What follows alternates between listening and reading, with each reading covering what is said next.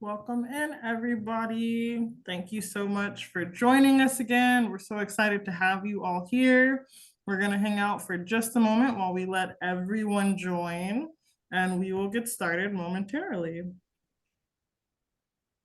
While we're waiting, we can start our word cloud activity, right? Give them a chance to drop in some words. So we'd love to know how your Teach for LA experience was. So you can scan this QR code with your phone. If you are viewing this on your phone, we're going to drop the link for it in the chat right now. We'd love for you to describe your Teach for LA experience using one word. And in just a second, we're going to see all of those words combined and see how everyone is feeling.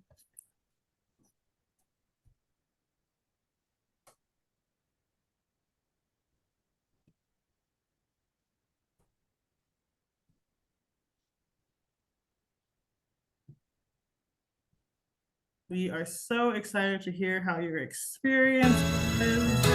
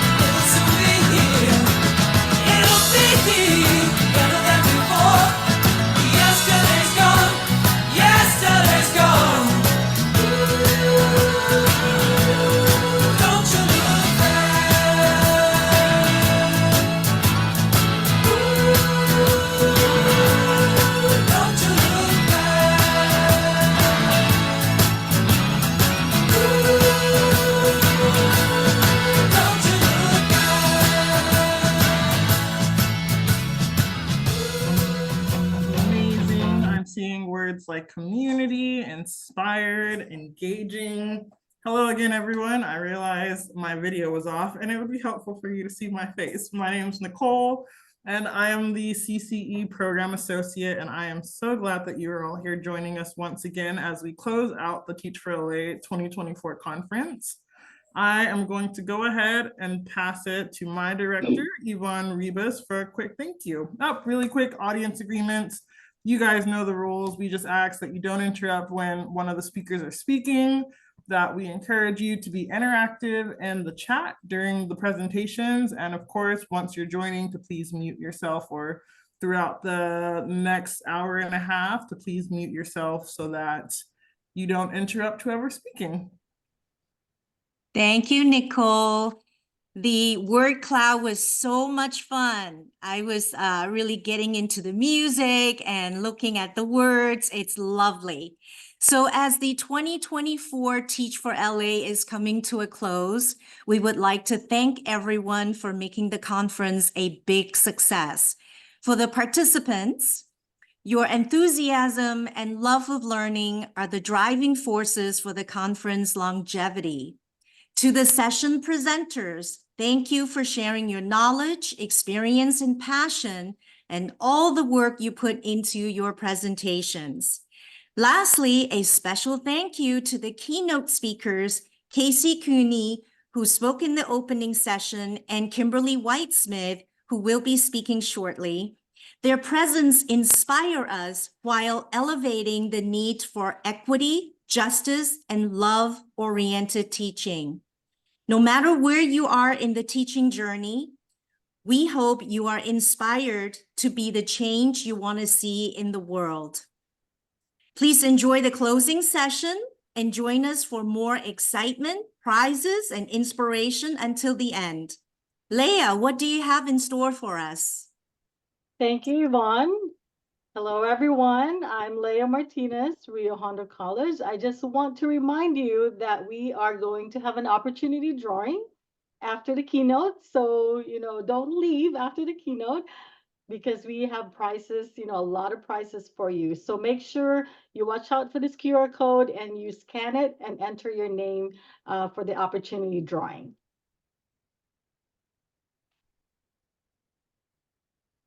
And we also want to hear from you. We definitely want your feedback. We always want to improve Teach for LA, so make sure that you complete the survey after the keynote as well.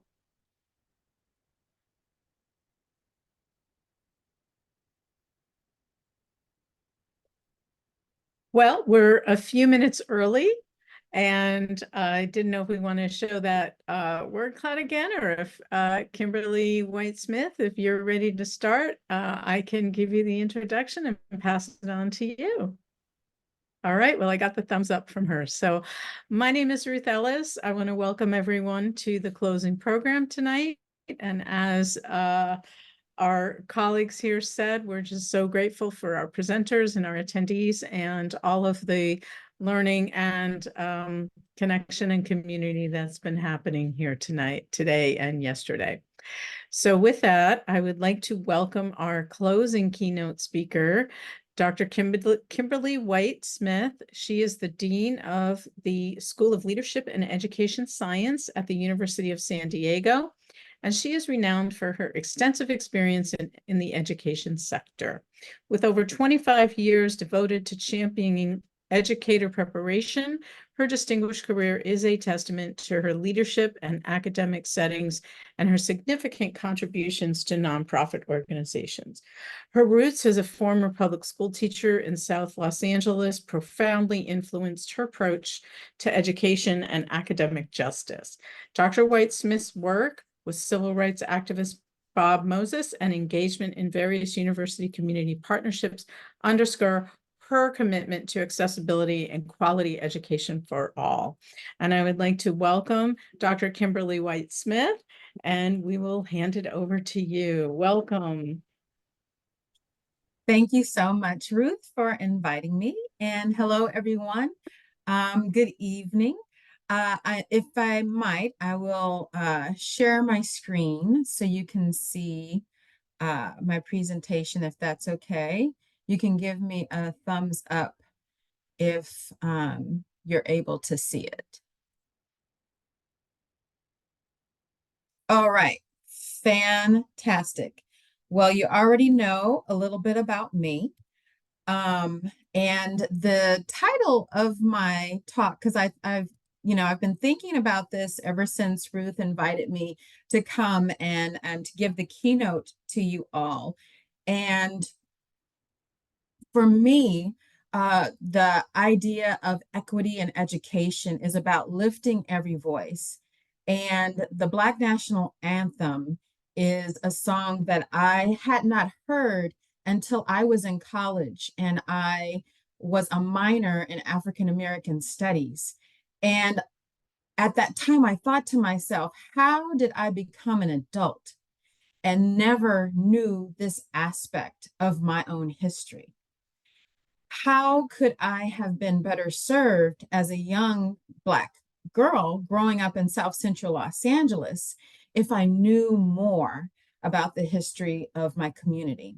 And so I entitled this Lift Every Voice. And we're going to talk a little bit tonight about inclusion, about the work as social and academic justice advocates, and the ability for us to actually look at our own work, we'll look at our own privilege, and then we'll talk a little bit about the foundation that I use, which is radical love and radical healing, as a foundation for thinking about the intersection of race, gender, trauma, economic oppression, and discuss some of the strategies that I've kind of leveraged over the years to kind of dismantle the silos that I see between PK-12 and higher education to create ecosystems of supports for our students. First, I like to talk a little bit about myself. I'm the dean at the University of San Diego, and here in San Diego, I am a visitor. The lands in which the University of San Diego were taken away from the indigenous communities that live here in the San Diego area. So I want to initially just acknowledge that and affirm that. And then I want to talk to you a little bit about myself. So this is a picture of me. You can all laugh in the chat. Girl growing up in the 80s in South Central Los Angeles. I identify as a Black mother scholar. All of those aspects of my identity are critical and important, and I cannot do my work without knowing and understanding that my kiddo is safe and comfortable and is thriving first. And so thus the mother and then the scholar. I was a foster kid. I was raised by two beautiful Black people who grew up in the segregated South. Cleopatra White was my mother's name, and D.C. White was my father's name, and D.C. stands for nothing, just the initials D.C.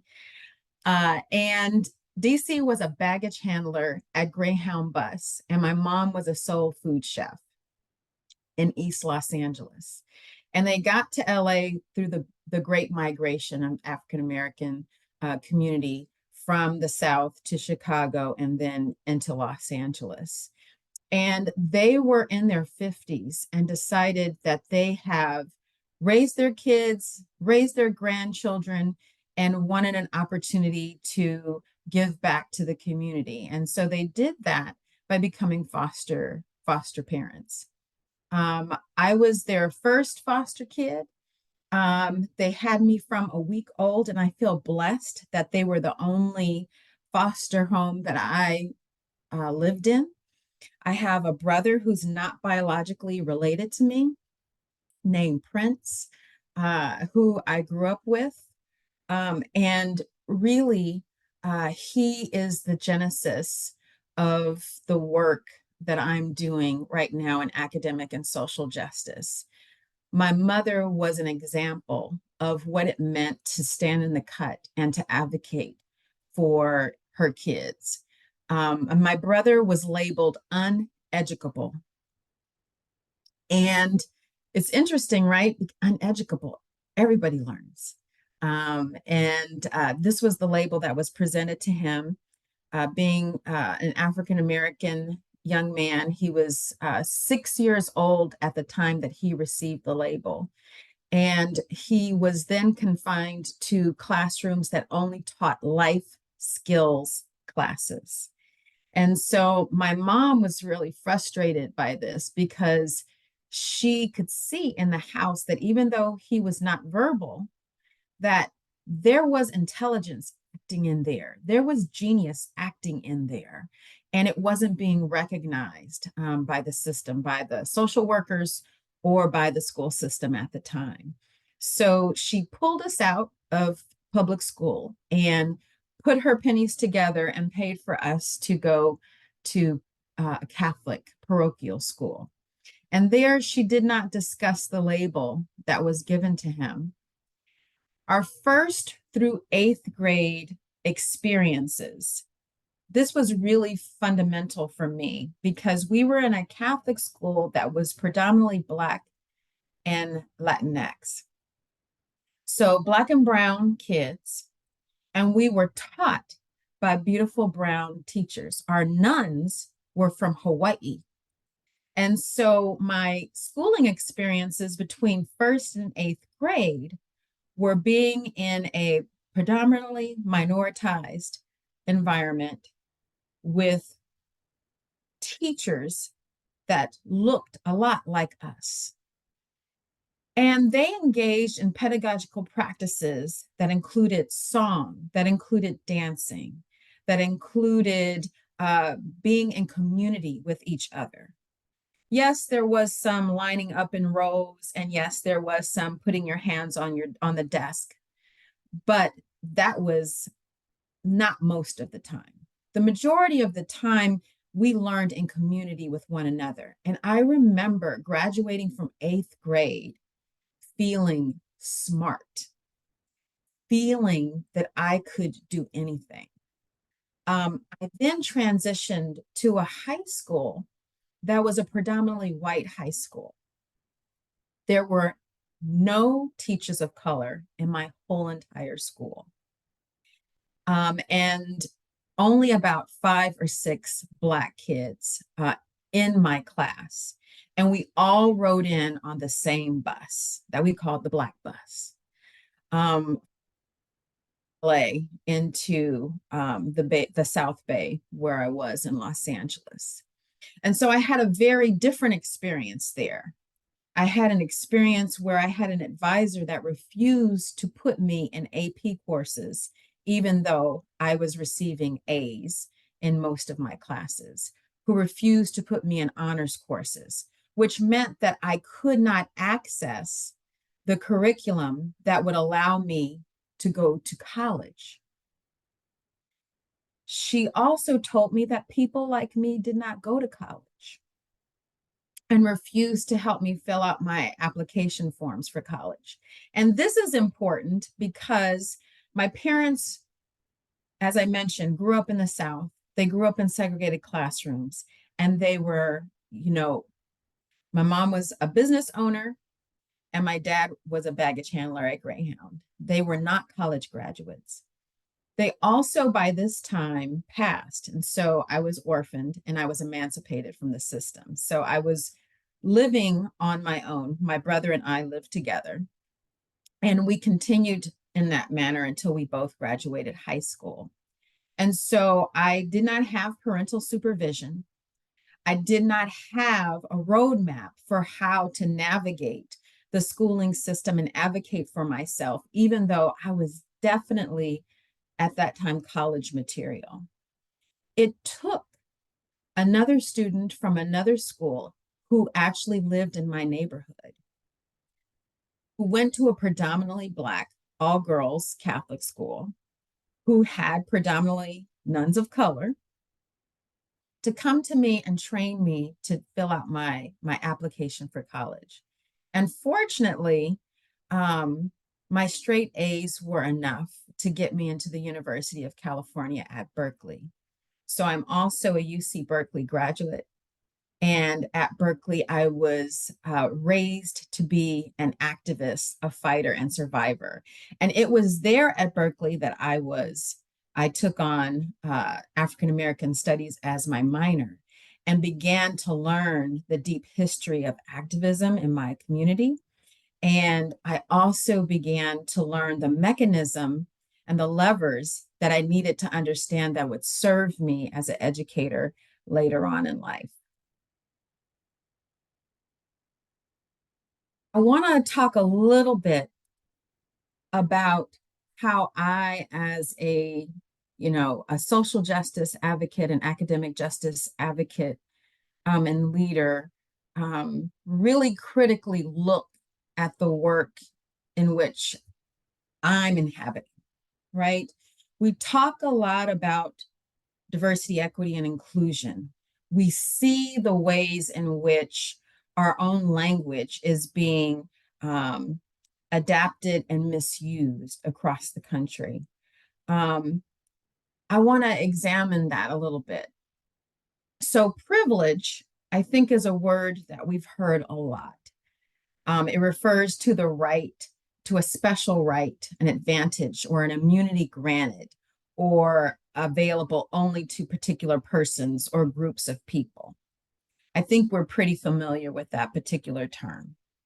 And inclusion, I think everyone has heard that word, but there's something that I want to share with you specifically. When you look up the word inclusion in the Merriam-Webster dictionary, the definition says inclusion is allowing someone to share in an activity or privilege. So even in the words that we use, it's really important for us to understand that even the words that we use in order to incorporate and to bring together and to welcome other people, even in those words, right? We stand in the seat of privilege by allowing, by welcoming other people, because we're saying that we're bringing you into our fold. So this is something that we need to be aware of. It's the system that we have. And it is something that we need to consistently and always evaluate for ourselves, to check ourselves, to check our privilege at the door while we do this work. And in thinking about that, this led me to this idea of radical love and radical healing. A colleague of mine, Dr. Nikki Elliott, who is our director for our Center for Embodied Equity and Neurodiversity that will be opening up this fall 2024. She talks about developing a radical welcoming for our students and for the families in our community. And she likens it to inviting a vegan to Thanksgiving dinner. And she says, vegan friend, come on, you're welcome. Come to Thanksgiving dinner at our house. We're welcoming you. We're trying to develop a sense of belonging for you, vegan friend. And when the vegan friend comes over, you have one bowl of salad with nothing cute, funky, fresh about the salad. It's a salad. Well, that's not very welcoming. If you really want to create a radical welcoming for your students and for your family, right? If you want to say, hey, vegan friend, come to Thanksgiving.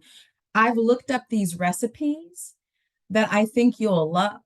I've looked up this scrumptious vegan recipe that has these rich, tasty sauces, that is zesty, that is wild, that will inspire your taste buds. That is a radical welcoming. And so again, this idea of examining what it means when we open our doors and invite people in. What does it mean when we say that we are building inclusive environments for our students and for our families? Are we inviting them in and serving them a little salad with a little bit of nasty dressing? Or are we creating scrumptious and delicious meals for them so that they feel welcomed and thought about and considered. So this idea of radical love, Antonia Dardere says it's a love that could be lively, forceful, and inspiring, while at the same time critical, challenging, and insistent. We can do both. It is a powerful concept that can drive us to create more inclusive and supportive educational environments. And then this process of radical healing. So many of the folks in our community, whether they're the kids, whether they're the families, and whether they are ourselves, right? Radical healing acknowledges the trauma and the pain that many people have experienced as a result of systemic oppression and discrimination. It involves creating spaces where people can feel safe to express their emotions and work through their pain, as well as taking collective action to address the root causes of that pain. Paulo Freire says the more radical the person is, the more fully they enter into reality, so that knowing it better, they can transform it. This individual is not afraid to confront, to listen, to see the world unveiled. This person is not afraid to meet the people or to enter into dialogue with them. This person does not consider themselves the proprietor of history or of all people or the liberator of the oppressed, but they commit themselves within history to fight at their side. And we'll talk a little bit more about that. What does it mean to fight by one side, by your community's side? Oops, here you go.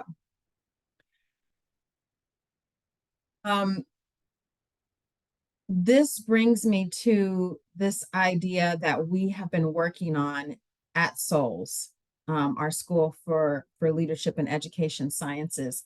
And I talked a little bit about our Center for Embodied Equity and Neurodiversity. In PK-12, we see an overrepresentation of Black and Brown students that have labels that funnel them into special education. These labels tend to be socio-emotional disorder, learning disabled. They tend to focus mainly on behaviors and really don't drill down to some of the understandings that we see in students with disabilities, ADD, ADHD, dyslexia, things of that nature. And so it was important for me, having my brother labeled as such and looking at the history of labeling that we've seen in the United States education system. And this is a source from the 2020 report of the National Center of Learning Disabilities. Students of color with disabilities receive severe punishments at very high rates, right? So that means expulsion. That means segregating from the academic program of the class. A lot of the things that my brother experienced before my mother took control of his educational experience. Black, Indigenous, and Latinx students are unevenly distributed among 3 racial groups, with Black students facing the highest levels of disproportionality. And then we also see that our Latinx and Indigenous students also are higher risks ratios at being identified with disabilities than their white counterparts. Black students are 40% more likely than other students to be identified with a disability. With Black students from non-low income backgrounds, and I apologize for that language, but it's the language that the National Center for Learning Disabilities uses. But this is students who are not from low income communities. These are students who are from medium and high income communities. They are about twice as likely to be identified with intellectual disabilities or emotional disturbances compared to white students from similar economic backgrounds. Think about that. We tend to think about these disparities as only happening to those folks who are economically oppressed. But this is something that goes across socioeconomics. Black students account for 36% of the students that are restrained, either physically or mechanically, and this is disproportionate as they make up only 19% of the students in our schooling system. They're also more likely to be taught in separate classrooms than their white counterparts. And so this is where I want to talk a little bit about why this is important, because this is where most of the literature and the research talks about special education as being an entry point to the school to prison pipeline, as opposed to it being a support where students who have learning differences can actually get help and support. This is something that has historically been happening. And even in 2004, Congress acknowledged the disproportionality, right? And the placement rates higher than all other ethnic groups combined for Black students. I also want to make this point because I know that there is a push for us to increase the diversity of teachers in our classrooms. And that is definitely one approach to the work that needs to get done, right? After desegregation, more than 100,000 teachers who were identified as African American were fired from the classrooms. And we have not since been able to make up that deficit or that proportionality of teachers of color to the number of teachers of color in the classroom. But I want to point out something, that all teachers are subject to deficit thinking about our students, right? However, teachers are more likely to hold deficit model concerning the academic potential of African American students. Their disruptive behaviors are more likely to be interpreted as a disability, such as emotional disturbance or intellectual disability, rather than a symptom of trauma. Youth with emotional disturbance diagnoses are more likely to suffer from high rates of abuse and neglect.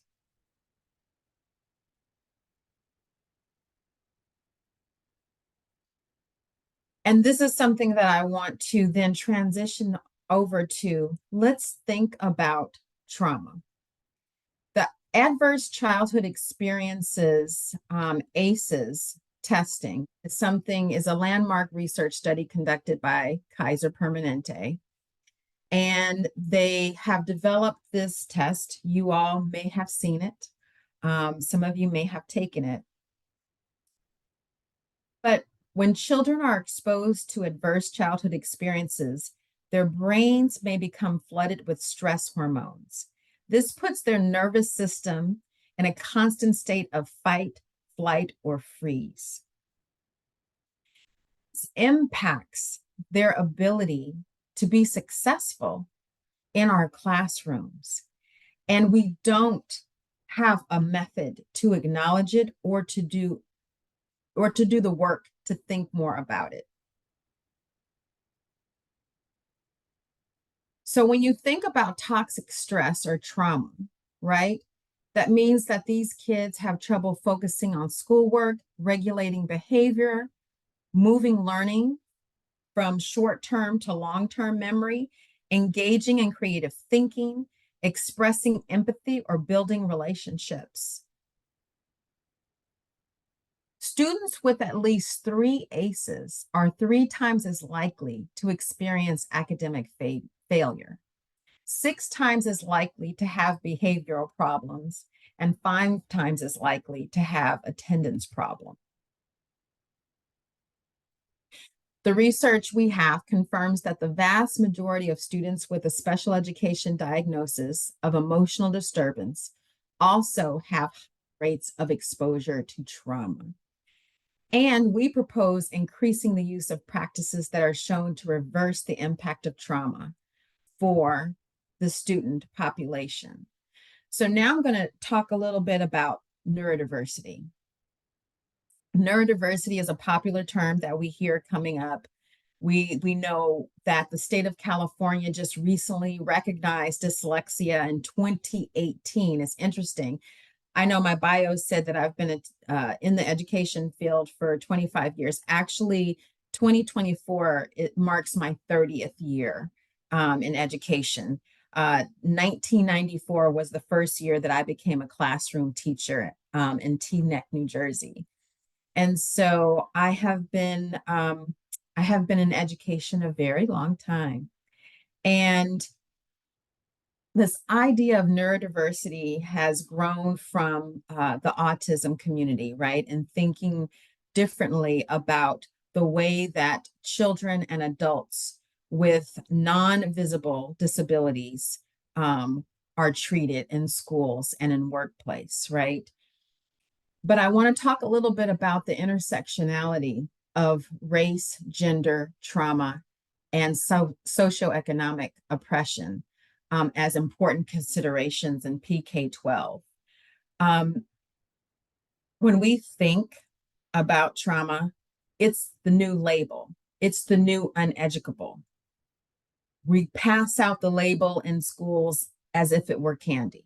All of our kids have trauma. And a lot of times people think about that and they feel hopeless, like, well, they have trauma. There's not really much we can do about that. But that is just part of the story. We began a study where we worked with teachers in a particular school district when we saw that Black and brown kids were disproportionately put into special education. We looked at this and we gave the teachers the ACE tests. And guess what we found? The teachers had high ACE scores themselves, right? So you have teachers who they themselves have trauma that have gone unchecked over the years or unexamined, who really became teachers because they wanted to prevent future generations from experiencing the same types of traumas that they did growing up, right? And you put those folks in classrooms with kids who come to school that also have their own challenges. In some instances, right, if you had alcoholism in your family, and a student comes to school and you know their father is an alcoholic, and as a result, they're not prepared for school, they're acting out, that's triggering for you. And what do? You send them out of the classroom and send them to the principal. I want to give you a short story. One of the teachers who was like, yeah, Tyrone, he is a bad kid. Tyrone just gets up in class and goes to the pencil sharpener and just sharpens his pencil anytime he feels like it because he's trying to be disruptive. Once we started working with the teacher to examine her own trauma and to help regulate her own internal system, right? To understand what her triggers were. You know, what are the ways that she can calm herself? What breath techniques can she use before going into her classroom? So teachers set the thermostat that causes the environment or the ecosystem in the classroom to exist and persist. If you are dysregulated and your kids are dysregulated and they come into that environment, that is a recipe for disaster. And so once she was able to kind of regulate her own emotions and her own feelings, first, she began to observe Tyrone. Well, guess what? He's not holding the pencil right. Oh, that's why it keeps breaking. Maybe I can put something on the end of it that'll help him grip it better. We did that. It's still not working. He's still pressing too hard. Well, what do you think you should do about that? Let me talk to the occupational therapist. Occupational therapist comes in. Tyrone has an issue with the muscles in his hand. He's unable to hold the pencil properly without any therapy. But over time, he can work on that and get that better. Oh my God. You mean I've been sending Tyrone out of the classroom and punishing him for something that I didn't even recognize? And so there is this moment where we understand neuroscience and neurobiology has given us a critical key in our educational practices that not only support P through 12 education, but also in higher education. It doesn't stop there. Our neurodivergent learners graduate from high school, and some of them actually go into higher education. Some of them actually go into teaching. And so, what are things that we need to do in the higher education space to recognize our neurodivergent learners, to recognize our teachers who have, our potential teachers who have experienced trauma as kids, much like myself, right? And how to help folks like me regulate my system so that I can create an ecosystem of support for my kids and be able to recognize more clearly if there are learning differences, what those learning differences actually might be, as opposed to labeling my children with amorphous labels because of behaviors I don't understand. The other piece of this that's important for teachers to recognize, or for us as educators to recognize, is the cultural component. When I was teaching elementary school, kindergarten, one of our kids, not in my class, but in another teacher's class, was going to be held back in kindergarten. Interesting. She was going to fail kindergarten. I knew that this kid had a lot of potential. And so thinking about the ways in which the written test did not serve her, and I asked if I could give her a test where I could demonstrate her learning. So, Unique, can you go to the boy with the blue shirt and ask him to pick up a circle, the circle ball? Can you go to the girl with the yellow dress and take her over to the hexagon table? Can you go to the table and pick up 3 pencils? And by doing this, she was able to demonstrate everything that she knew. And the principal said, "Oh my God, you to fail you. Why didn't you tell us? Why didn't you demonstrate your knowledge when we gave you the test?" And she said, "My grandma taught me not to disrespect my elders. And if you didn't know what blue was, why would I embarrass you?" And so understanding what's the root cause of our students' challenges, understanding that culture and the way that we enculturate our students is important in recognizing their strengths and their genius. All of these are aspects of our work. It's complicated, it's messy, it's complex, but there are also strategies that we know, such as meditation, such as what neuroscience and neurobiology can teach us about neurodiversity and neurodivergent learners, that we can incorporate in our strategies. So I hope that this has in some way, shape, or form not answered all your questions, but inspired you to learn more. I appreciate you all being here. I'm excited about the work that you're doing. And I look forward to seeing what comes of all of this work in future opportunities to come. Thank you again for inviting me. It's been a pleasure.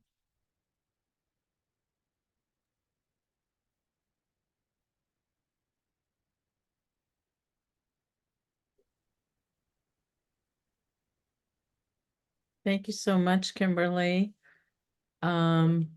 We appreciate all that amazing information and discussion around neurodiversity, inclusion, and all that wisdom.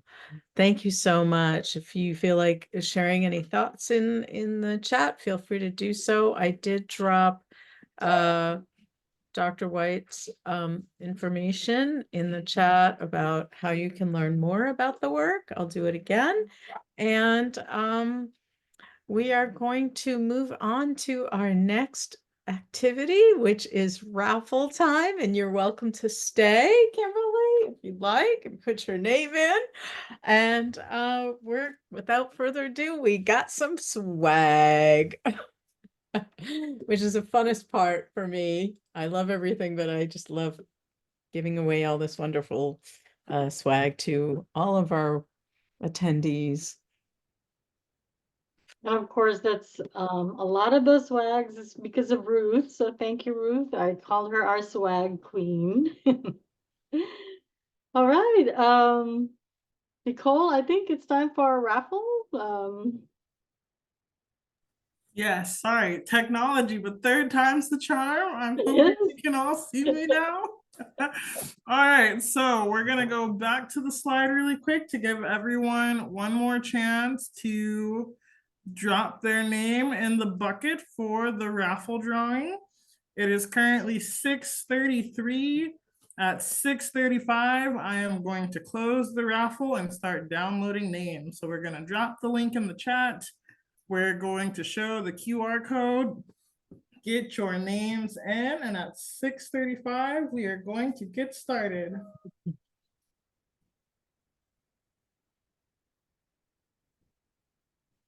We have some great prizes. I was very jealous of the opening raffle winners because there was some Harry Potter stuff, and I am a Harry Potter fan. So I am excited to see what we have for our closing audience.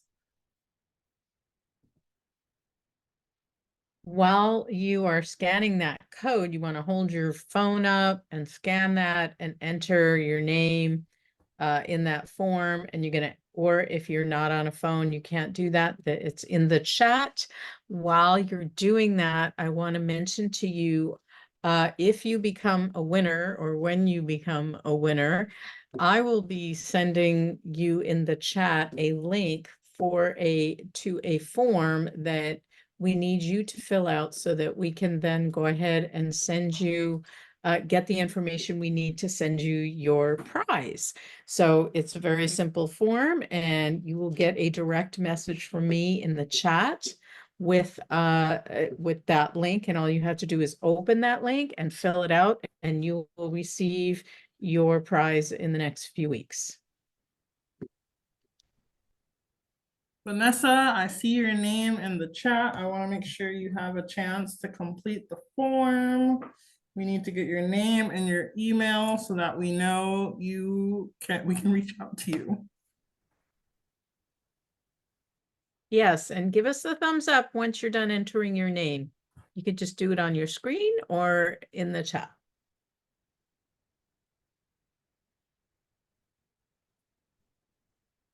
All right, I see some more coming in. It is officially Thank you, Letty. 35. I want to make sure. Thank you, Ashley. Stephanie. See a Vanessa, couple if you can't get to the form, go ahead and drop your email to either myself or Ruth, and we'll make sure we enter it for you. Karina's done. Thank you.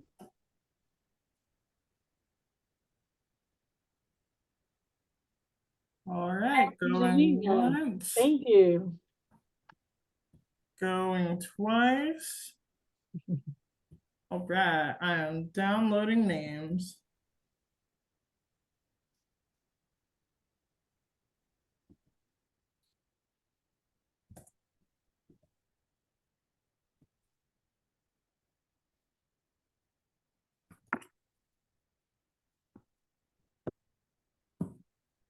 Do not mind the small kitten on the screen.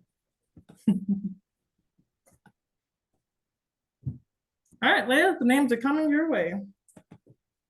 All right, I'm ready to get it. Are you sending it through email? Mm-hmm. Okay. And we have Vanessa's email in the chat. Perfect. If you need Vanessa, we'll it. make sure your name is added. Leah, go ahead and add Vanessa's name to the wheel once you have everyone set up. Okay. So the behind the scenes on this is Leah is entering the names in the wheel of goodies. Wheel of Names. Yeah, that's right. As soon as she gets them in. Thank you all for waiting. As soon as I get the email, I guess email is pretty slow today. It's 5 o'clock, everybody, or 6 Yeah, o'clock. I think Everybody they're all tired who's too. online Yeah. watching those cute. There you go. Yeah, they're watching the kitten videos. I just got it. So, okay, I am on.